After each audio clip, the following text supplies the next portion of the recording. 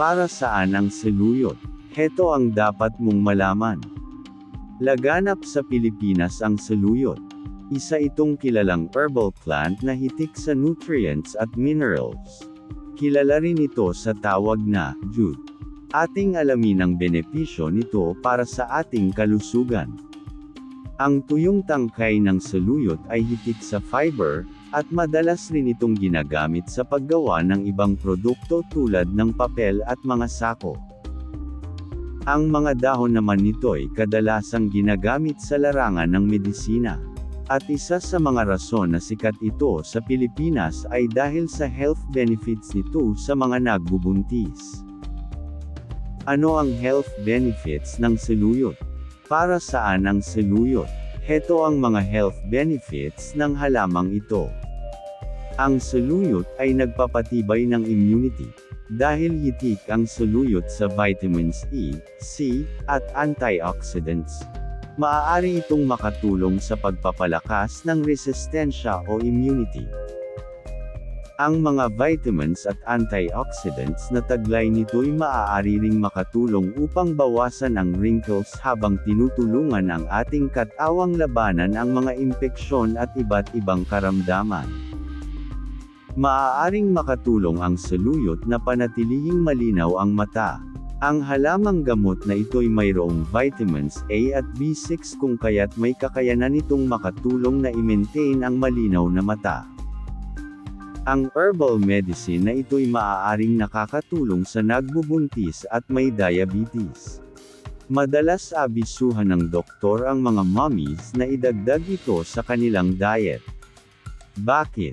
Ayon sa pananaliksik, ang saluyot ay nagpapatibay ng resistance ng nagbubuntis at ng kanyang fetus laban sa oxidative stress na dulot ng diabetes. Ang saluyot ay maaaring mag-protect sa atay.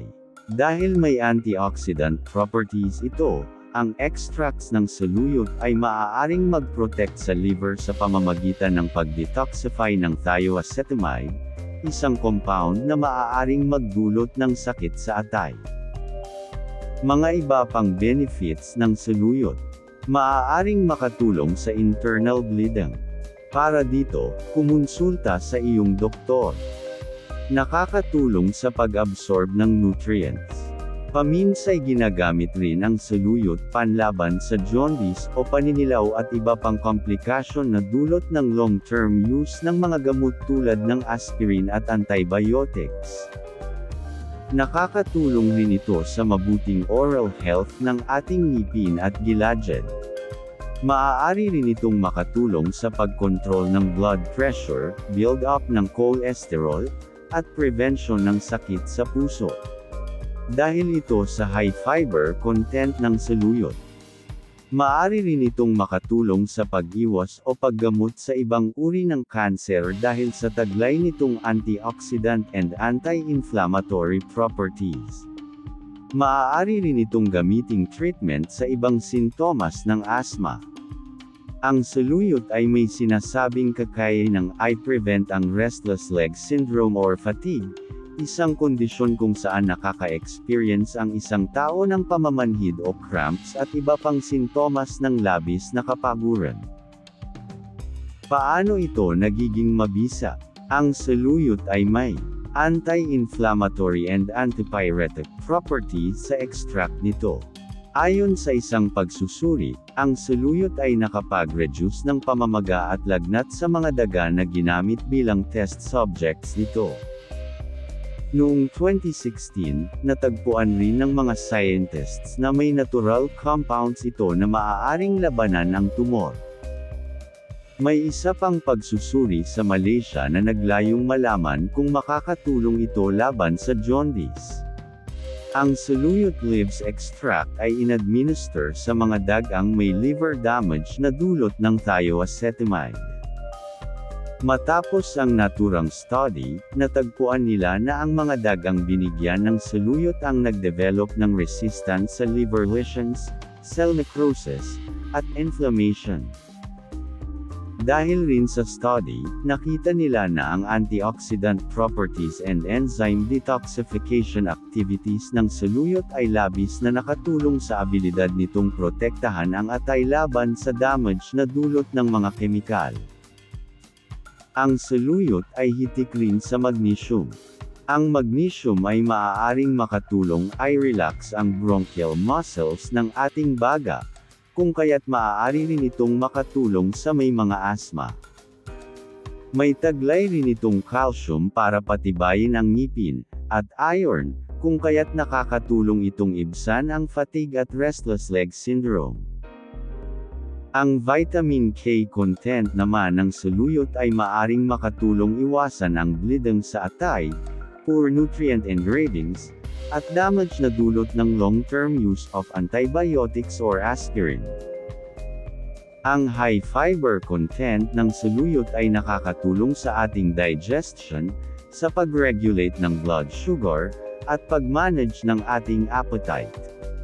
Kaunti lamang ang calories ng fiber kung kaya't hindi tayo mabilis magutom kapag high fiber diet. Sa ganitong aspeto, makakatulong rin ang saluyot kung gusto natin magbawas ng timbang. Mahalagang paalala, sa Pilipinas, ang saluyot ay madalas na gamiting sangkap para sa mga ulam.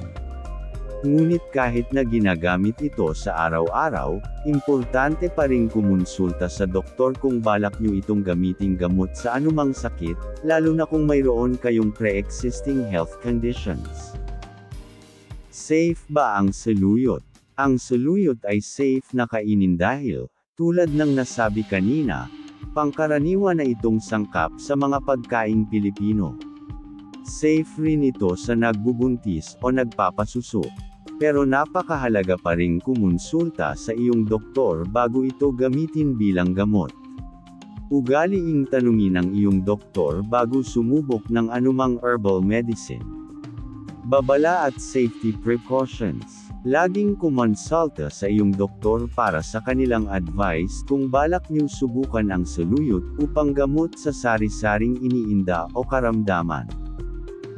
Side effects, interaction, at dosage. Ngayong alam na natin kung para saan ang saluyot, mayroon ba itong mga side effects? Kadalasan, wala namang adverse side effects ang saluyot. Siguraduhing tumakbo sa ospital kung ika'y maka-experience ng allergic reaction tulad ng pamamantal, rashes, pamamaga sa iyong mukha, lalamunan o dila, o hirap sa paghinga. Interaction. Kahit na wala namang adverse side effects ang saluyot, ugaliin pa rin kumonsulta sa iyong doktor o healthcare provider para sa advice kung kino-consider mong gamitin ang saluyot bilang panlaban o panggamot sa sakit. Tandaan, ang saluyot ay maaaring mag-interact sa mga ibang medication. Dosage. Kausapin ang iyong doktor bago subukan ang alternative medicine na ito dahil ang dosage na required ay iba-iba depende sa tao. Ano ang forms ng saluyot? Madali lamang patubuin ang saluyot sa ating mga hardin. At hindi ito mahirap hanapin sa ating mga suking palengke. Kahit na maaari itong kainin na hilaw, ang dahon nito'y madalas na tinutuyo at pinapakuluan upang gawing tsaa.